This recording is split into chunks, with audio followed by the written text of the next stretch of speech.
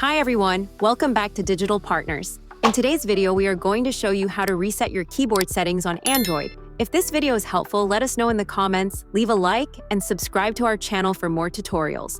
Let's get started. First, open the settings on your phone, scroll down, and select Apps. Now find and tap on your keyboard app. By default, most Android devices use Gboard, which is the Google keyboard. If you're using a different one, just select that instead.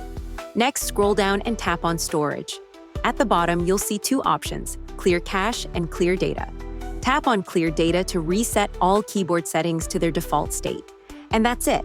Now you know how to reset your keyboard settings on Android and bring it back to default. We hope this tutorial was helpful. If you have any questions, feel free to drop them in the comments. Don't forget to like, subscribe, and hit the bell so you won't miss our upcoming tutorials.